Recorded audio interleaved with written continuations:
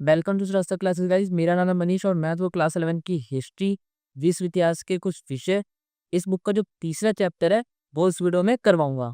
जैसे कि आपको इस बुक के अंदर 7 चैप्टर पढ़ने हैं। पहले के 2 चैप्टर हम इससे पिछली वाली वीडियोस में देख ही चुके हैं।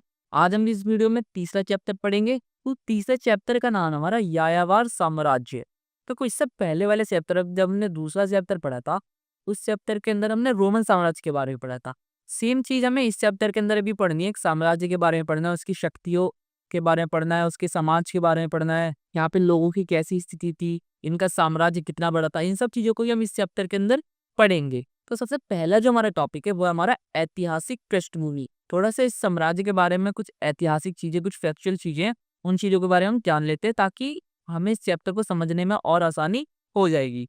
देखो, जो यायावर समुदाय के लोग हुआ करते थे वो बेसिकली घुमक्कड़ टाइप के हुआ करते थे। अभी घुमक्कड़ क्या होता है? घुमक्कड़ मतलब उनका पैर एक जगह टिकता ही नहीं था। वो कभी यहाँ रह रहे हैं, कभी यहाँ रह रहे हैं, कभी यहाँ रह रहे हैं। मतलब वो फिक्स जगह पे नहीं रहा करते थे, कभी इधर कभी उधर, ही हर जगह घूमते रहते थे। और ये लोग बेसिकली मध्य एशिया के जो मंगोल थे वही लोग यायावर समुदाय के लोग हुआ करते थे। ये लोग बेसिकली परिवारों के समूह में रहा करते थे और इनका जो सामाजिक और आर्थिक ढांचा था ना, वो अपेक्षाकृत काफी सरल हुआ करता था, काफी ईजी हुआ करता। मतलब इन लोगों की जो आर्थिक चीजें थी, मतलब ये ज्यादा कृषि विषि नहीं किया करते थे, बेसिकली सिर्फ पशुपालन किया करते थे। पर 13वीं से 14वीं शताब्दी के बीच में क्या होता है, चंगेज खान जो मंगोल समुदाय का ही एक व्यक्ति था, उसके नेतृत्व में, मतलब उसकी लीडरशिप में इन मंगोलों ने एक बहुत बड़े साम्राज्य की स्थापना करी थी, जिसे हम यायावर साम्राज्य या फिर मंगोल साम्राज्य के नाम से भी जानते हैं। देखो, 13वीं शताब्दी के शुरुआती दशकों में, मतलब जब 13वीं शताब्दी की स्टार्टिंग फेज था, उस समय में क्या होता है, यूरोप और एशिया,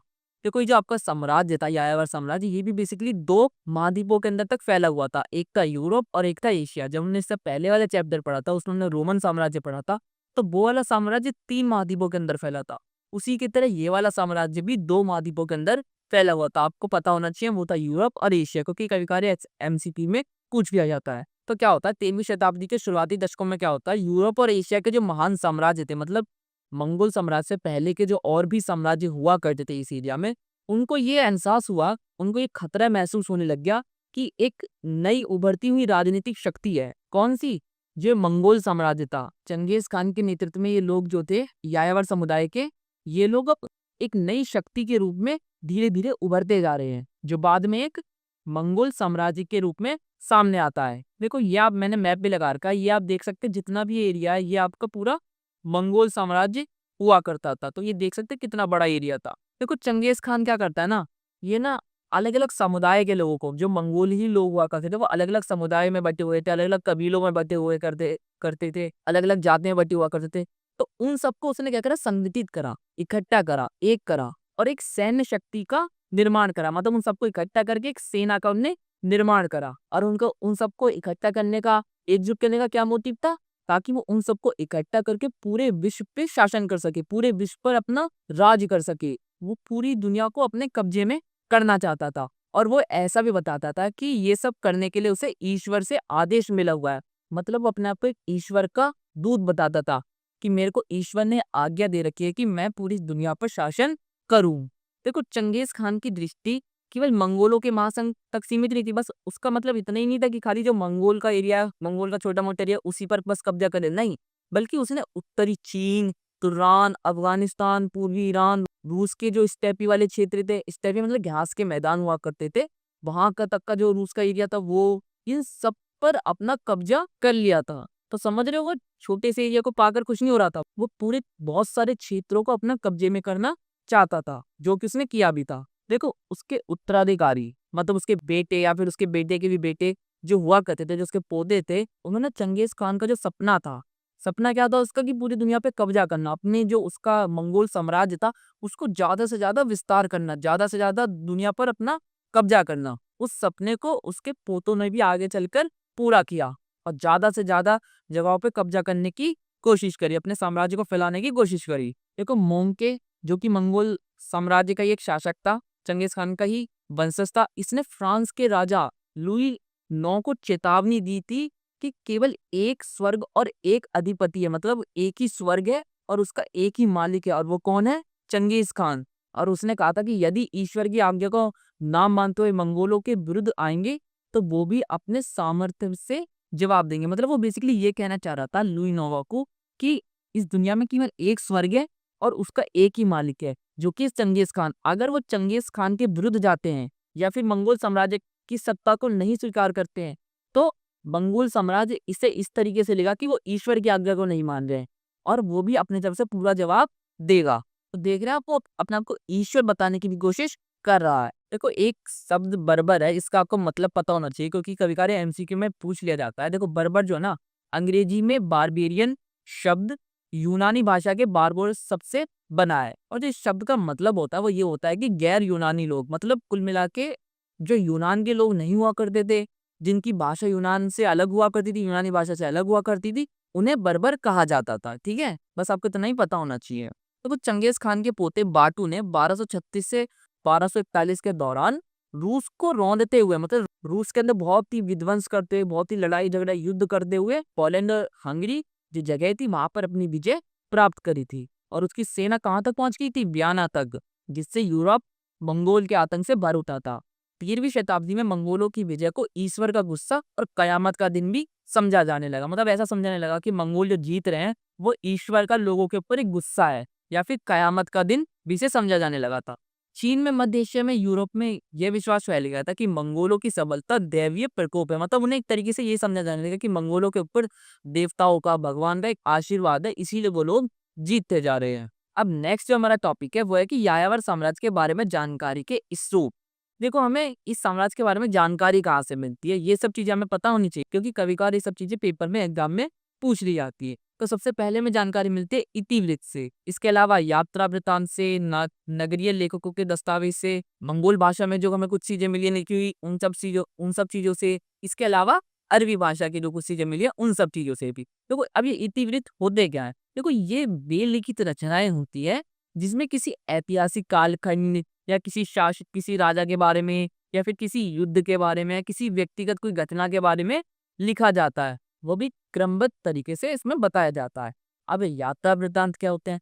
देखो कोई यात्री मान लो मंगोल साम्राज्य या फिर यायावर साम्राज्य के टाइम पे घूमने आए के साम्राज्य के अंदर, कहीं बाहर से कोई यात्री आता है तो वो उस साम्राज्य के अंदर क्या क्या चीजें देखता है, उन सब चीजों के बारे में अपनी कुछ पर्सनल चीजें, अपने पर्सनल पॉइंट ऑफ व्यूज बताने की कोशिश करता है किसी ग्रंथ में। वो ग्रंथ इन फ्यूचर हमें मिलता है तो वो चीजें यात्रा वृत्तांत कहलाती है। अब ये नगरीय लेखकों के दस्तावेज, तो वो शहरी पृष्ठभूमि वाले लेखकों द्वारा लिखे गए विवरण जो उनके दृष्टिकोण से इतिहास, राजनीति, समाज या शासन का वर्णन करते हैं। देखो उस टाइम उस साम्राज्य में नगर हुआ करते, वहां पे जो लोग रहा करते थे, उन लेखकों के द्वारा, उन लोगों के द्वारा जो चीजें उस साम्राज्य के बारे में लिखी गई हैं उसे हम नगरीय लेखकों के दस्तावेज कहते हैं। अब ये मंगोल भाषा, देखो मंगोलों की जो भाषा हुआ करती थी उस भाषा में जो चीजें हमें लिखी हुई मिली है वो भी स्रोत हो सकते हैं इस साम्राज्य की जानकारी का।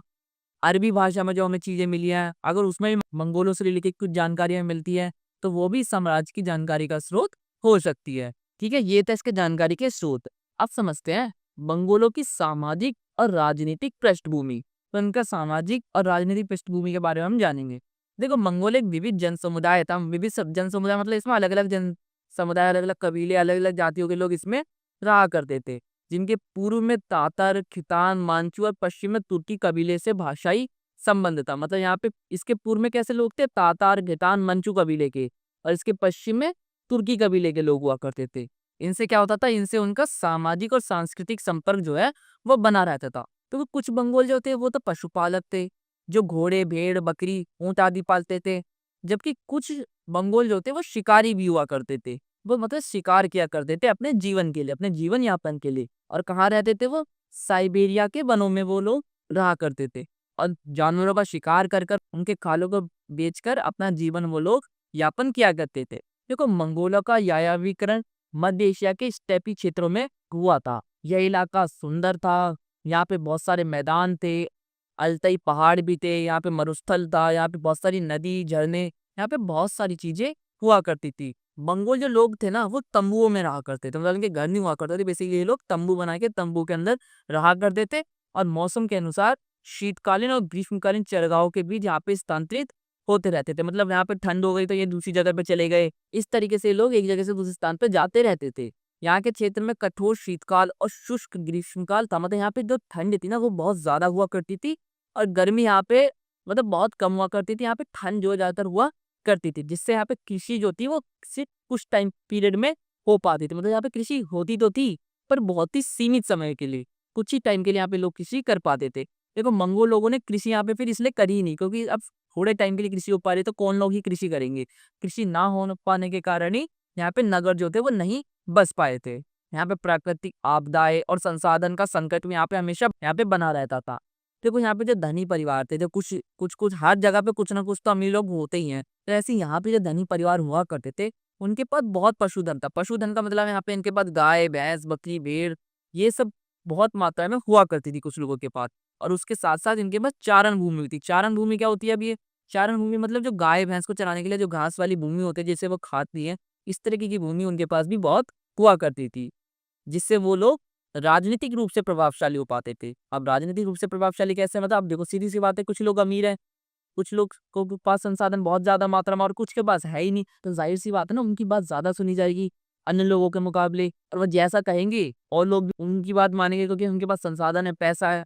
तो कुछ चंगेज खान क्या करता है, मंगोल और तुर्की कबीले को मिलाकर एक परिसंघ बनाता है, एक कमेटी टाइप बना देता है। और ये परिसंघ अतीला परिसंघ के बराबर था, पर अतीला परिसंघ ज्यादा टाइम तक नहीं टिकता है। और जो ये परिसंघ था चंगेज खान ने जो बनाया था मंगोल और तुर्की को मिलाकर, ये काफी टाइम तक टिकता है। चंगेज खान ने जो परिसंघ बनाया था, एक कमेटी टाइप बना दी थी, इससे क्या होता है, इससे जो मंगोल साम्राज्य की जो राजनीतिक व्यवस्था थी वो चंगेज खान के मरने के बाद भी काफी समय तक स्थायित्व, मतलब एक फिक्स बनी रही। ये नहीं हुआ कि चंगेज खान मर गया तो उसकी सत्ता उसका साम्राज्य तीतर बीतर हो गया, सारे लोग इधर उधर चले गए, नहीं, उसके मरने के बाद भी वो काफी स्थायित्व बनी रही थी।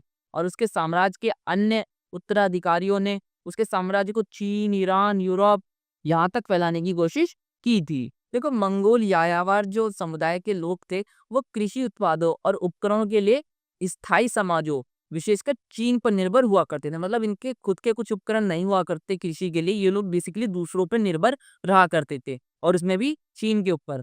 दोनों पक्षों के बीच व्यापार और वस्तु विनिमय हुआ करता था। मतलब ये लोग एक दूसरे के साथ व्यापार किया करते थे। वस्तु विनिमय का मतलब होता है सिंपली, अगर मेरे पास पैसे नहीं है तो मेरे पास कोई वस्तु है मैं उसे दूसरों को दे दूं, और उसके बाद जो वस्तु है वो मैं उससे ले लूं। उस तरीके का जो वस्तु का लेन देन होता है इसे हम वस्तु विनिमय कहते हैं। देखो व्यापारिक संबंधों में लाभ की होड़ के कारण कई बार सैनिक संघर्ष हो जाते थे, और संगठित मंगोल कबीले व्यापार में चीनियों को शर्तें स्वीकार करने के लिए भी मजबूर किया करते थे। तो वो कभी कभार क्या होता था, मंगोल व्यापार की जगह लूटपाट करते थे। मतलब इन्हें व्यापार नहीं करने जाके सीधे लूटपाट करने लग गए। जब उनका जीवन अस्थिर हो जाता था, मतलब उनके पास पैसे नहीं है, खाने पीने को कुछ नहीं है, तो क्या करते थे, सीधे जाके लूटपाट करने लग गए, आतंक मचाने लग गए। जिससे क्या हो जाता था, इनका और चीनियों के बीच इनका रिश्ता जो है संघर्ष में बदल जाता था, वो आपस में युद्ध करने लग जाते थे। और इन हमलों से परेशान होकर चीनी लोगों ने क्या करा, किलेबंदी की शुरुआत कर दी थी। और 30वीं शताब्दी ईसा पूर्व में इनका एकीकरण महान दीवार के रूप में हुआ। ये आप चीन की महान दीवार को आप देख ही सकते हैं। इस दीवार का निर्माण कब हुआ था? 30वीं शताब्दी में। और क्यों हुआ था? ये जो मंगोल या फिर ये जो यायावर समुदाय के लोग थे, ये इन पर हमला कर दिया करते थे। इन सब चीजों से परेशान होकर चीनी लोगों ने क्या करा, एक किलेबंदी कर दी, एक दीवार का निर्माण कर दिया, जिसे हम महान दीवार के रूप में भी जानते हैं। महान दीवार उत्तरी चीन के कृषि समाजों पर यायावर साम्राज्य के बार बार हुए हमलों और अस्थिरता और भय के साक्ष्य के रूप में जानी जाती है। ठीक है, ये हमारा टॉपिक यहाँ पे कंप्लीट होता है। अब जो हमारा अगला टॉपिक है वो हमारा चंगेज खान का जीवन परिचय। थोड़ा बहुत हमें चंगेज खान के बारे में पता होना चाहिए, इस टॉपिक से भी क्वेश्चन बनते हैं। जैसे कि इसका जन्म और प्रारंभिक जीवन। देखो चंगेज खान का जन्म जो है वो 1162 ईस्वी के आसपास ओनान नदी, नदी का नाम आप याद रख लेना, एमसीक्यू में पूछ लेते हैं, ओनान नदी के आसपास हुआ था। और उसका जो प्रारंभिक जो मतलब उसका जो बचपन का नाम था वो था तेमजीन, और वह बोरोजिगिट कुल के कियायत कबीले से संबंधित रखता था। उसका कबीला क्या था? कियायत कबीला। उसके पिता का नाम क्या था?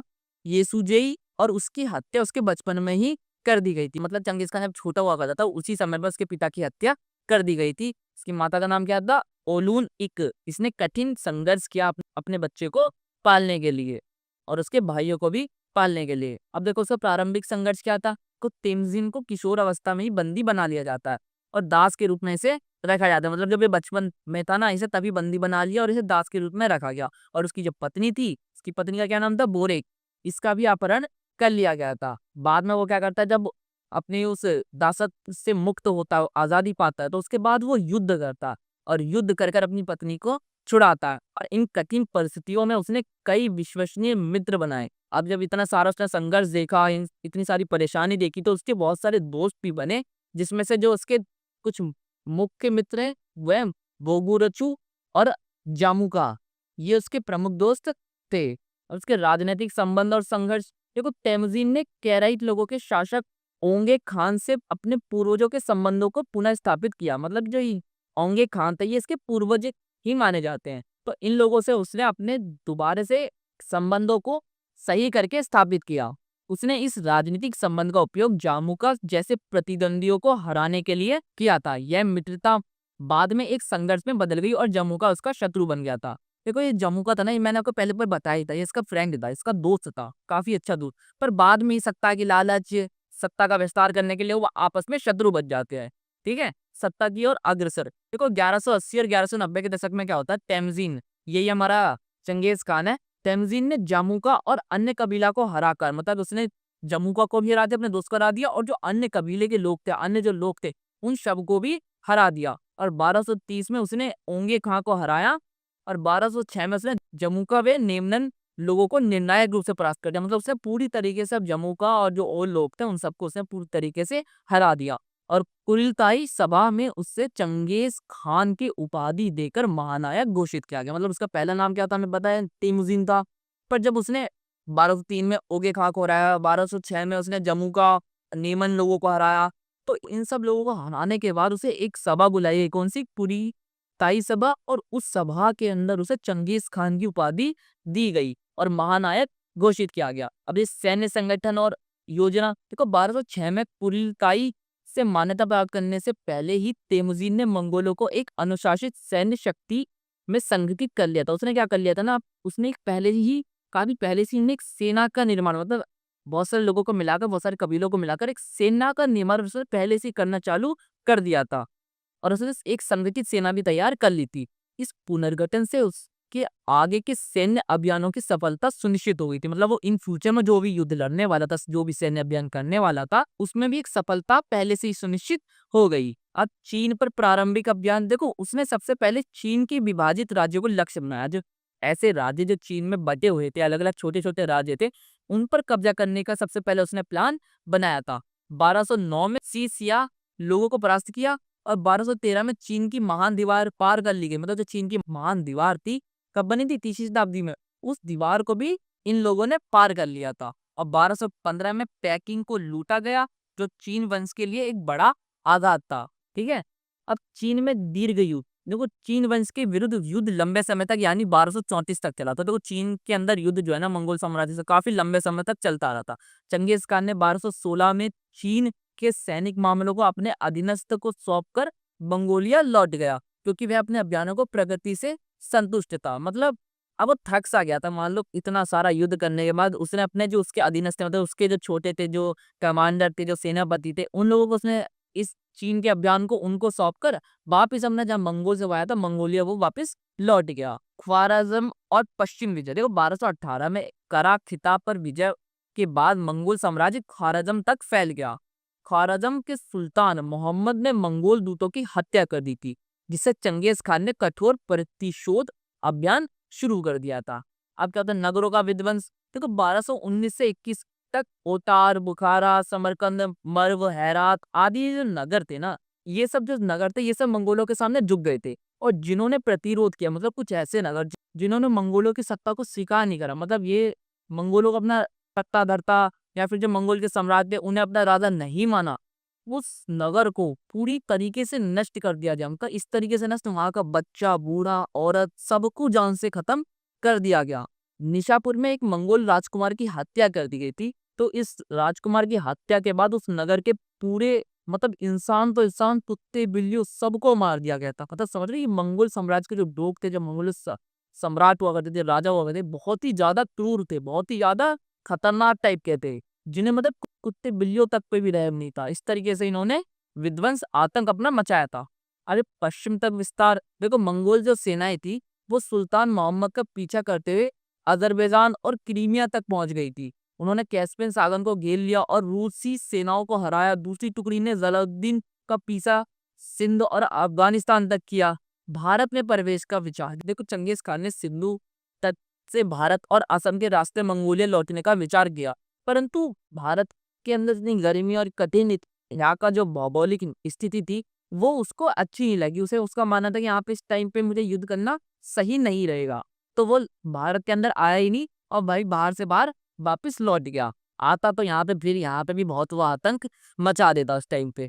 अब मृत्यु और उपलब्धियां, देखो चंगेज खान की मृत्यु कब हुई थी ये भी पूछ रहे जाते हैं एमसीक्यू में। तो उसकी मृत्यु हुई थी आपकी 1227 में और उसका जीवन युद्धों में बीता और उसकी विजय यात्रा स्टेपी के युद्ध कौशल के नवीनीकृत रणनीतियों को बदलने का परिणाम हुआ करती थी। अब युद्ध कौशल तकनीक देखो, मंगोल जो लोग थे ना उनको तुर्कों की घुड़सवारी तथा तीरंदाजी, मतलब उन्हें तीर चलाना अच्छे से आता था, उन्हें घुड़सवारी अच्छे से आती थी। उनकी जो सेना थी वो अत्यधिक मार मतलब बहुत ही लड़ाकू टाइप की थी। उन्हें मतलब उनका पूरा जीवन युद्ध में ही बीता था एक तरीके से समझ लो। तो काफी लड़ाकू टाइप के हुआ करते थे।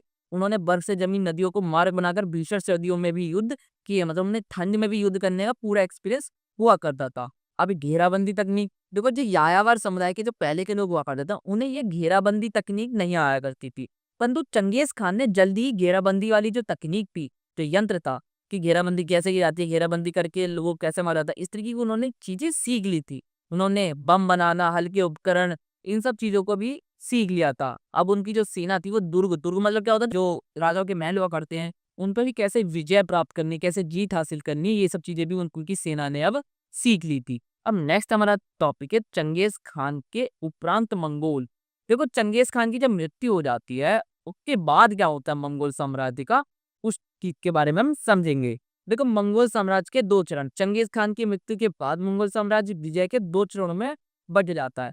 पहला चरण क्या होता है 1236 से 1242, जिसमें रूस, बुल्गार, कीवी, पोलैंड और हंगरी में विजय प्राप्त हुई, और दूसरा चरण 1255 से 1300 में, जिसमें चीन, ईरान, इराक और सीरिया पर अधिकार हुआ। मतलब जो मंगोल साम्राज्य था उसकी मृत्यु के बाद दो पार्ट में डिवाइड हो जाता है, एक ये वाला पार्ट था और एक ये वाला पार्ट था। इस पार्ट में 3 जगहों पे हमारी विजय प्राप्त होती है और इस पार्ट में अन्य जगहों पे हमारी विजय प्राप्त होती है। ये मैंने मंगोल जो राजा थे उनकी वंशावली भी लगाई कि जैसे कि यहाँ पे हम चंगेज खान को देख सकते हैं, उसके बाद उसके जो बच्चे थे उनके बच्चे, इस तरीके से आपको बुक में लगा पड़ा है, वहां पे एक बार देखना चाहो तो देख सकते हैं। अब साम्राज्य की स्थिरता देखो, इन अभियानों के बाद साम्राज्य की सीमाएं स्थिर हुई, विशेष रूप से चीन पर 1279 तक पूर्ण नियंत्रण के बाद मंगोल विस्तार की गति धीमी हो गई थी।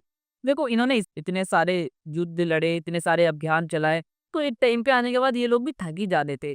तो अभी जब ये लोग थक गए तो इनकी सीमाएं अब स्थिर हो गई, मतलब फिक्स हो गई कि अब इतना एरिया इनका हैगा बस, इससे ज्यादा लोग नहीं आगे बढ़े।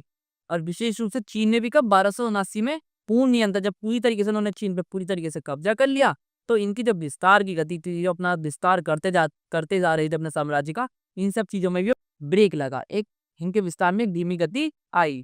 अब पश्चिम अभियानों में अवरोध देखो, 1260 के दशक के बाद पश्चिम मंगोल के अभियानों की गति काफी रुक सी गई थी। यद्यपि ये वियना, पश्चिम यूरोप और मिस्र तक पहुंचे, परंतु हंगरी से पीछे हटना और मिस्र में पराजय ने पश्चिम विस्तार को सीमित कर दिया।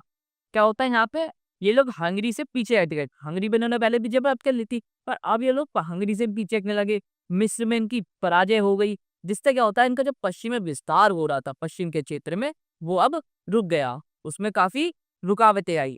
आंतरिक उत्तराधिकारी के संघर्ष देखो, मंगोल शासक परिवार के बीच उत्तराधिकारी को लेकर ना काफी संघर्ष शुरू हो गया था। चंगेज खान के 4 बेटे थे, जोची और ओगदोई वंश के उत्तराधिकारी महान खान बनने के प्रयास में एक दूसरे के क्या हो, ये विरोध में हो गए थे या आपस में ये लोग लड़ने लगे थे, जिससे कि वो यूरोप की और उनका ध्यान कम हो गया था। अब जो तोलुई शाखा का होता है देखो, चंगेज खान के सबसे छोटे पुत्र तोलुई की वंशज शाखा ने धीरे धीरे अन्य वंशों को कमजोर कर दिया था।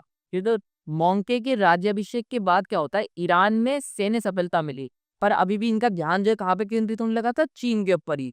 चीन की प्राथमिकता देखो 1260 में क्या होता है, 1260 के दशक में तौल्य वंशजों ने चीन को प्राथमिकता दी थी।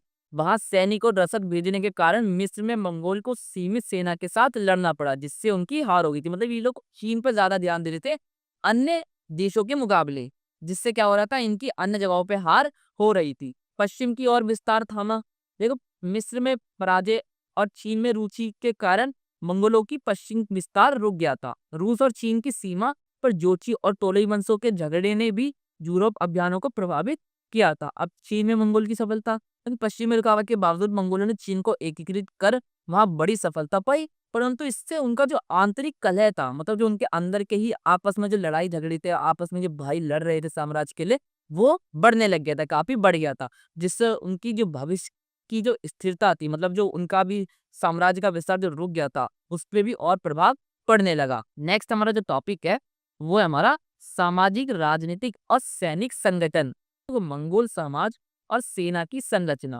देखो मंगोल और अन्य यायावर समाज में हर जो वयस्क हुआ करता था, ये वयस्क क्या होता है, मान लो जैसे कि हमारे यहाँ पे जो वयस्क है वो 18 वर्ष से 18 वर्ष से ऊपर का जो व्यक्ति है उसे हम वयस्क कहते हैं। तो उस टाइम पे भी जो वयस्क हुआ करता था उसके पास सशस्त्र यानी कि हर वयस्क के पास उस टाइम में हथियार हुआ करता था, एक तलवार या फिर बंदूक जो भी उस टाइम पे हुआ करती थी, तलवार हुआ करती थी बेसिकली, तो तलवार उनके पास हुआ करती थी, हथियार उनके पास हुआ करता था। और आवश्यकता पड़ने पर जब जरूरत पड़ती थी तो वही लोग जो है सेना के अंदर शामिल हो जाते थे। चंगेज खान की जो सेना थी वो विभिन्न जनजातियों के एकीकरण से बनी थी, मतलब अलग अलग उनने जनजातियों के कबीले के लोगों को इकट्ठा करा था, नहीं करा था, उन सारे कबीलों को लोगों को उन सारी जातियों के लोगों को इकट्ठा कर कर इसमें जितने भी वयस्क लोग थे उन सबको उसने हथियार सौंप दिए, शस्त्र सौंप दिए, और जब जरूरत पड़ी तो उन सभी लोगों को बुला लिया और एक अपनी सेना का उसने निर्माण कर दिया। और इस सेना के अंदर कैसे लोग थे, उइगुर जैसे तुर्क मूल के और कैराई जैसे पराजित लोग भी इसके अंदर शामिल हो गए थे। उन्होंने जनजाति पहचान मिटाकर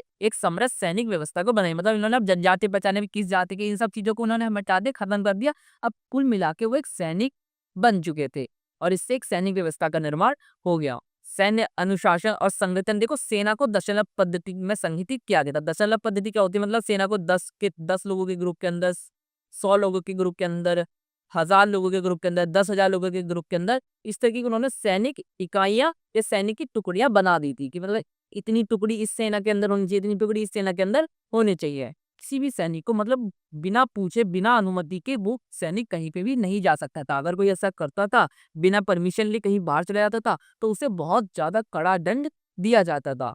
इन इकाइयों को अलग अलग कुलों और कबीलों से मिलाकर बनाया गया था, जिससे पुरानी जनजातीय एकता को समाप्त किया जा सके। मतलब कुल मिला के जो जनजातीय एकता थी, अलग अपने अपने जनजातीय लोगों के प्रति जो उनकी एकता थी, उन सब चीजों को खत्म करने के लिए इन लोगों को अलग अलग जनजातीय कबीलों से मिलाकर एक सेना के अंदर डाला गया था। सत्ता का वितरण, उलूस प्रणाली। देखो चंगेज खान ने अपने चारों बेटों को, इसके 4 बेटे थे मैंने आपको बताया था, इसने अपने चारों बेटों को अलग अलग क्षेत्र सौंप दिए थे जिसे उलूस कहा गया। मान लो चंगेज खान का पूरा ये एक साम्राज्य था, ठीक है, ये मान लो चंगेज खान का साम्राज्य था, इसने इस तरीके से 4 हिस्से बना दिए। ये वाला हिस्सा अपने पहले बेटे को, ये वाला हिस्सा अपने दूसरे बेटे को, ये वाला हिस्सा अपने तीसरे बेटे को, ये वाला हिस्सा से अपने चौथे बेटे को। इस तरीके से इसने साम्राज्य के चारों हिस्से को अपने चारों बेटों को सौंप दिए थे और इसी को उलूस कहा गया। बेसिकली इसमें क्या होता था कि इनका भी ये जो हिस्सा था ये फिक्स जगह नहीं थी। अब ये वाला जो बेटा है मान लो अपने हिस्से को इस तरफ और ले जाता है, इस साम्राज्य को जो यहाँ पे और कोई राज्य था उसको भी कब्जा कर लेता है, तो ये भी इसका हिस्सा बन जाता है, ये भी इसका क्षेत्र बन जाता है। ऐसी तरीके से ये वाला बेटा है वो इस जगह जाता है, युद्ध अभियान, युद्ध लड़ता है और अपने साम्राज्य का विस्तार करता है, तो ये वाला हिस्सा भी इसके पास आ जाता, तो इस तरीके से इसका साम्राज्य और विस्तृत होता चला था। तो मतलब ये जो इसने अपने बेटों को इसने जो क्षेत्र दिए थे वो बेसिकली एक गतिशील क्षेत्र थे, मतलब एक फिक्स जगह नहीं थी कि इतना ये एरिया, नहीं, आप अपने क्षेत्र को और विस्तार कर सकते हैं। जैसे कि जोची, इसको उसने रूस का स्टेपी वाला क्षेत्र दे दिया, चगताई को उसने तुरान और पामिर दे दिया, औगदेई को उसने मान खान घोषित किया, उसने तोले को क्या दे दिया, मंगोलिया दे दिया। ठीक है, इस तरीके से अपने बेटों को उसने क्षेत्र बांट दिए थे और ये जो बांटे हुए क्षेत्र थे इसी को उल्लूस कहा गया था। कई बार क्वेश्चन में पूछ दिया था कि उल्लूस क्या था, तो आप ये सिंपली बता सकते हैं कि चंगेज खान ने अपने बेटे को जो क्षेत्र बांट दिए थे शासन करने के लिए, उन्हें उल्लूस कहा गया था। अब एक किरीलताई और संचार व्यवस्था। देखो किरीलताई मंगोल सरदारी की एक परिषद थी जहाँ साम्राज्य से जुड़े महत्वपूर्ण निर्णय लिए जाते थे, मतलब कुछ जो महत्वपूर्ण इंपॉर्टेंट डिसीजन जो लिए जाते थे वो इसी सभा के अंदर या इस परिषद के अंदर लिए जाते थे। चंगेज खान ने एक तीव्र हरकारा प्रणाली, या फिर जिसे हम याम भी कहते हैं, इसको विकसित किया था। ये हरकारा प्रणाली क्या थी, मान लो ये राजा है, मान लो चंगेज खान है, ये अपने बेटे को जो जोची ये दूसरे राज्य में है, इसे अपना कोई संदेश भेजना चाहता, तो इनके पास कोई फोन तो है नहीं कि डायरेक्ट संदेश भेज देगा, तो ये क्या करते थे, इनके पास घुड़सवार हुआ करते थे। वो घुड़सवार क्या करते थे, यहाँ से इसने कोई मैसेज भेजा तो ये घुड़सवार आगे तक जाएगा और ये मैसेज इसके पास पहुंचाएगा। तो इस तरीके से इस घोड़ों के जरिए, मतलब घुड़सवारों के जरिए अपना जो मैसेज है वो एक जगह से दूसरी जगह पे पहुंचाया करते थे। इसी को हम हरकारा प्रणाली या फिर याम कहा करते हैं। ठीक है, जिसमें घोड़ों और संदेश वाहकों के जरिए दूर दराज इलाकों में संपर्क बना रहे हैं, मतलब दूसरे इलाके में क्या हो रहा है, क्या चीजें हो रही है, वहां पे क्या घटनाएं घटती है, उन सब चीजों को एक जगह से दूसरी जगह पे इंफॉर्मेशन फैलाई जा सके इनका यूज करके। और इसके लिए यायावरों से पूर्व कर के रूप में घोड़े लिए जाते थे, मतलब एक टैक्स हुआ करता था। ये आप याद रखना इस टैक्स के बारे में, पुवु कर टैक्स। इस टैक्स के रूप में ये लोग, जो मंगोल लोग थे, ये घोड़े या फिर अन्य पशु जो है यायावर लोगों से लिया करते थे। अब विजित प्रदेशों में अस्थिरता और विनाश। देखो 13वीं शताब्दी के आरंभिक में मंगोल अभियानों में कई नगर ध्वस्त किए गए। देखो ये मंगोल शासकों ने बहुत सारे नगरों को ध्वस्त कर दिया, बहुत ही रक्तपात, बहुत ही खून खराबा इन्होंने किया था। किसी व्यवस्था और व्यापार प्रणाली को भारी क्षति हुई थी इन सब चीजों से। खुर्रासान और भूमिगत नहरों की मरम्मत रुकने से पारिस्थितिक संकट उत्पन्न हुआ और मरुस्थल फैलने लगा। व्यापक नरसंहार और दास्ता से जनजीवन पूरी तरीके से तहस नहस, पूरी तरीके से खत्म सा हो गया था। अभी क्या, पैक्स मंगोलेशिया और व्यापारिक मार्ग। देखो मंगोल विजय के बाद एक व्यापक शांति का दौर है। मंगोलों ने मतलब इतनी विजय प्राप्त करी, इतने युद्ध लड़े, इन सब चीजों के बाद एक शांति का दौर आता है। इसमें हम काफी शांति बनी रही, जिसे हम पैक्स मंगोलेशिया कहते हैं। ठीक है, सिंपली बस इतने याद रखना, एक शांति का दौर आता है मंगोलों की इतनी सारी विजय प्राप्त करने के बाद। इससे चीन और यूरोप के बीच व्यापारिक संपर्क बढ़ा। चीन के बीच में और जो यूरोप का क्षेत्र है, उन सब चीजों के बीच में एक व्यापारिक संपर्क बढ़ता है, जिससे रेशम मार्ग काराकोरम तक पहुंच गया। यात्रियों को पास जैसे कि पैसा और ज़ैरत दिए जाते थे, और व्यापारी बाज कर देकर मंगोल सत्ता को स्वीकार किए करते थे। मतलब जो व्यापारी हुआ करते थे, जो यात्री हुआ करते थे, वो एक बाज नामक एक कर दिया करते थे, और उस कर को देने के बाद वो लोग मंगोल सत्ता को स्वीकार कर लिया करते थे। अब ये राजवंशीय विभाजन और अलगाव, तो कुछ समय के साथ चंगेज खान के पुत्रों ने अपने अपने क्षेत्रों को अलग राजवंशों के रूप में विकसित कर लिया। मतलब जो चंगेज खान के जो क्षेत्र थे, उसने अपने चारों बेटे को बांटे थे। उन क्षेत्रों को क्या करते हैं, वो लोग अपने अपने अलग अलग वंशों के नाम से डेवलप करते हैं। जैसे टोलोई के वंशजों ने युआन, चीन और इली खानी ईरान वंश की स्थापना की, जबकि जोची ने गोल्डन हॉर्ड और चगताई ने तुरान में सत्ता स्थापित की। इससे एकीकृत साम्राज्य धीरे धीरे विभाजित हो गया। मतलब जो मंगोल साम्राज्य था पूरा, जो चंगेज खान ने पूरा एकीकृत करा था, इकट्ठा करा था कबीलों को बनाकर, अब वो धीरे धीरे उनके बेटों ने पूरी तरीके से बांट दिया। ये यास और मंगोलों की पहचान। देखो यास चंगेज खान द्वारा लागू विधियों की संहिता थी। देखो यास के बारे में क्वेश्चन पूछ लेता है, तो सिंपली ये चंगेज खान ने एक नियम कानून कायदे की एक तरीके से कह सकते हैं बुक टाइप थी, जिसके अंदर उसने कुछ नियम कायदे कानून बताए थे। ठीक है, जिसका अर्थ होता है नियम या आज्ञा। धीरे धीरे यह चंगेज खान की पवित्र विधि माने जाने लगी, मतलब इसे पवित्र ग्रंथ के रूप में माना जाने लगा, और मंगोल पहचान का आधार भी एक ग्रंथ बन गया था। यह प्रणाली मंगोलों को पराजित समाज पर नियंत्रण बनाए रखने और अपनी विशिष्टता को बनाए रखने में काफी सहायक हुई थी।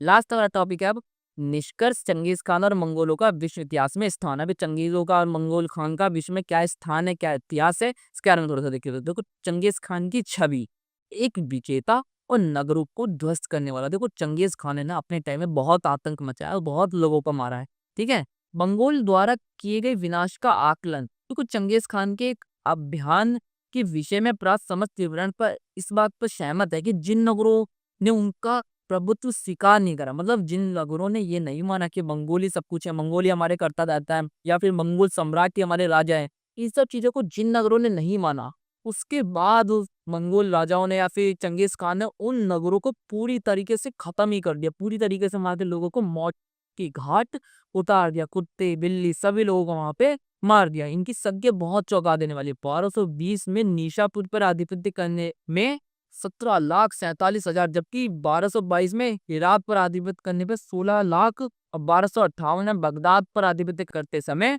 8 लाख लोगों का उसने वध, मतलब इतने सारे लोगों को उसने मारा था कि बस मतलब कुछ कह ही नहीं सकते। कुछ समझ में नहीं आ रहा कैसे कोई इतने सारे लोगों को मार सकता है। छोटे नगरों के सापेक्ष रूप से नरसंहार हुआ। नासा में लगभग 70,000, अवैध जिले में भी 70,000, और पुलिस्तीन प्रांत के पूर्ण नगर में भी 12,000 लोगों को उसने जान से मार दिया था। तो समझ सकते हैं ना आप इन कितने लोगों को मारा कि भाई कोई इतना क्रूर शासक कैसे हो सकता है। हजारों लोगों की मौत का उत्तरदायी था ये शासक। चीन, ईरान, पूरी यूरोप के लोगों में मतलब डर सा बैठा दिया था इसने। मंगोलों की दृष्टि से चंगेज खान, अब मंगोल लोग तो देखो अपने शासक को महान शासक बताएंगे ही, क्योंकि उसने अपने साम्राज्य का इतना विस्तार करा, अपने लोगों को इतना उठाया, इस तरीके से तो वो लोग तो अपने शासक को महान मानेंगे ही। मंगोलों को उसने संगठित भी करा, कबीली लड़ाई और चीनियों के शोषण से मुक्ति दिलाई। मतलब जो कबीली लड़ाई थी, आपस में लोग लड़ते थे, उन सब चीजों से मुक्त करा।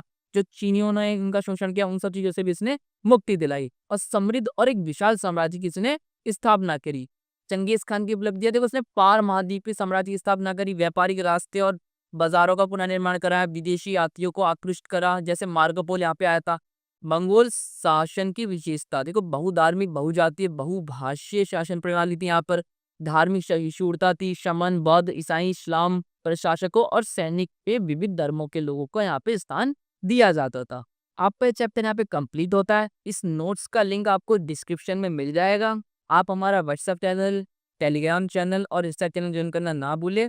वहाँ पे भी आपको इस नोट्स की पीडीएफ मिल जाएगा। अगर वीडियो अच्छी लगी हो तो लाइक जरूर कर दीजिएगा और एक कमेंट भी कर दीजिएगा प्यारा सा, और चैनल को सब्सक्राइब भी जरूर कर दीजिएगा।